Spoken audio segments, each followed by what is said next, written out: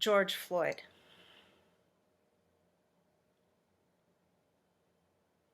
Trayvon Martin,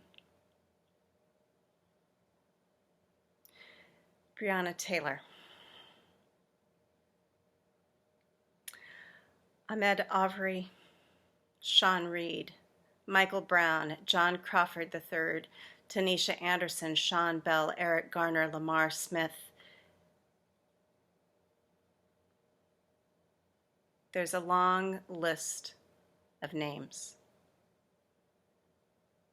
of lives ended far too soon. George Floyd is a name that is familiar to many in America and perhaps other places this week. It's Saturday, May 30th, 2020. Earlier in the week, it hit the news that George Floyd had been murdered, a black man killed by the knee of a white police officer in Minneapolis. I was thankful that as soon as that event hit the news, there was a strong and clear statement by local law enforcement here where I live, the Portland Police Department, and the 3 sheriffs of the Tri-County area, Clackamas, Washington, and Multnomah counties, all made swift, strong, clear public statements condemning the action of an officer and those standing nearby in another American city when another black life was ended. This week, George Floyd's name has been in the news a lot, but it's not the only name. There have been so many names for so many years.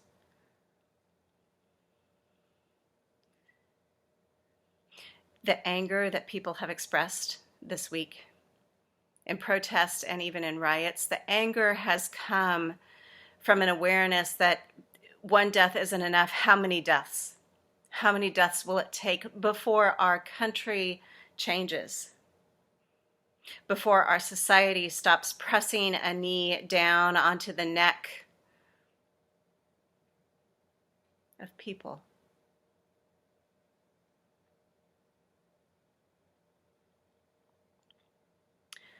Names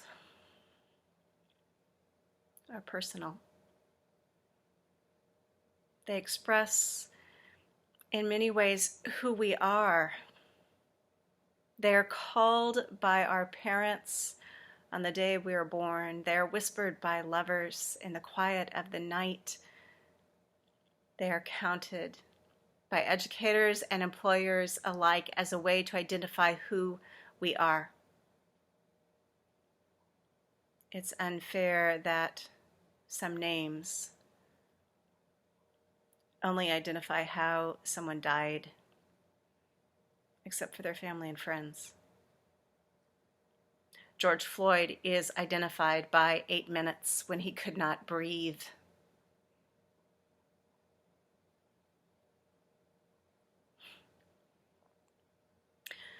I began this week thinking about numbers,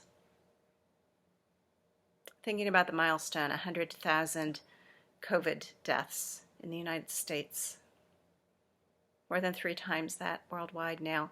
In Oregon tonight, there have been 153 deaths related to COVID-19. Those numbers, each of those numbers represents someone who has died.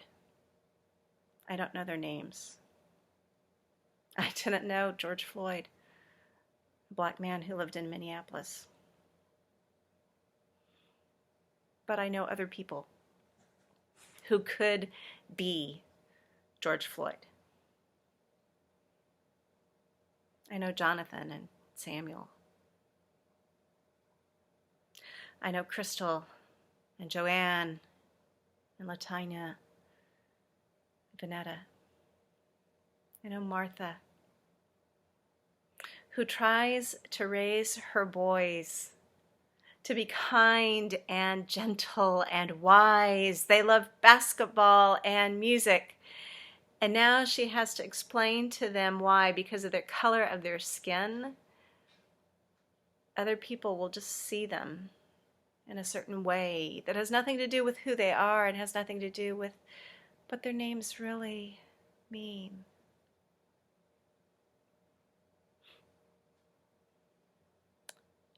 God, the Divine One, the Creator who made humankind in God's own holy image.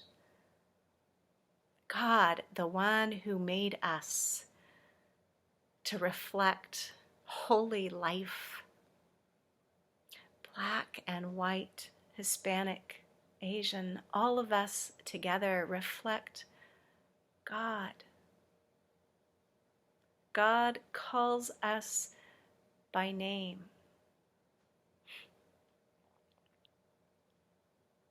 Somehow, in the midst of this strange week, and thinking about numbers and thinking about names, I'm supposed to be getting ready to preach on Pentecost. Tomorrow, the members of First Christian Church Portland will gather online for worship. You're welcome to join us at 10 a.m. Pacific time, any Sunday. Go to fccpdx.com and click on Zoom or Facebook. Tomorrow, Pentecost, we'll be wearing red and we'll hear the story from Acts 2. But I have to admit, I've struggled a little bit. In Scripture, the story of Pentecost talks about flames, tongues of fire coming to rest on the apostles.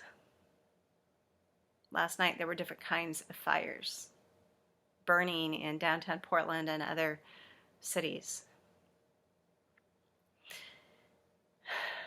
Some of those fires reflected the anger and anguish of generations of people whose names have gone unheard, whose lives have been snuffed out, who couldn't breathe, who have found the knee of society pressing down on them. And some of those fires were started by people who didn't care at all about George Floyd or justice in our society. Some of the looting that happened in Portland, I'm sure, had nothing to do with George Floyd. It had everything to do with people taking advantage of the intense emotion of others who have a right to be angry. What do you do when store windows get knocked out and property that doesn't belong to you is grabbed and run away with? What do you do with that? Well, if you're me, your phone rings at 1 a.m. to make sure that you're aware as pastor that there's a riot in the city you've come to love, and it's moving a few blocks away from the church building of the congregation you serve. And you pray.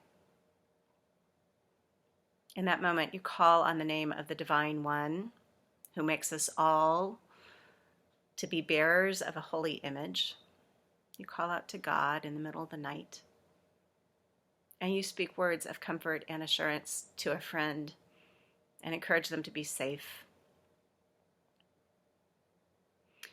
You pray for the police who are doing their job.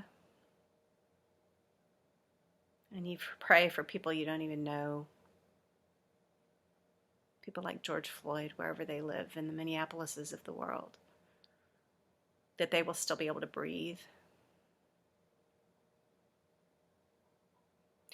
And then you spend a long time mulling over numbers and names and tongues of fire on Pentecost and flames burning in city streets, and you realize as a preacher that you don't have all the answers. that maybe it's just your job to name the anguish, the brokenness of the world in which we live,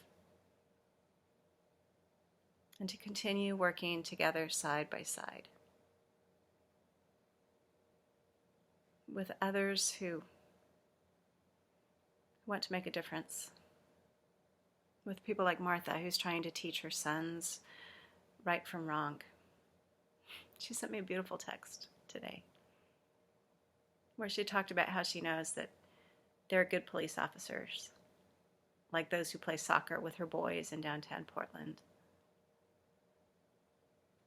And she talked about how scared she is as a mom, how hard it is to tell her boys what they need to know, to grow up in a society that continues to put its knee on the neck of those who do not deserve it. And we prayed together for her husband, whose job calls him to leave before a curfew ends, to go to a medical facility to care for people dying of a virus that has the world turned upside down.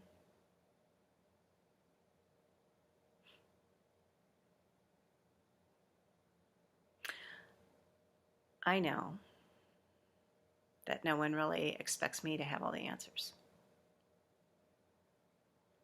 But I am convinced that there are answers better than what we have found so far.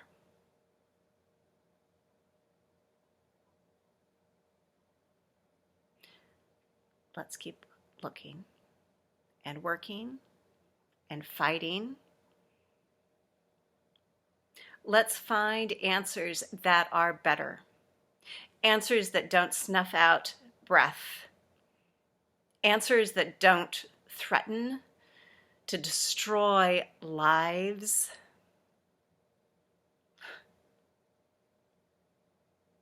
I think the questions are obvious. How can we love one another like Jesus calls us to do? How can we really love one another? And why don't we? The time is now.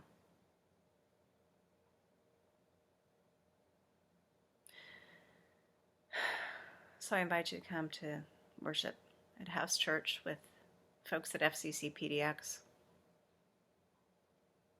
Not because we have answers, but because the questions are important enough that if we don't answer them, our world could break apart. May God help us all.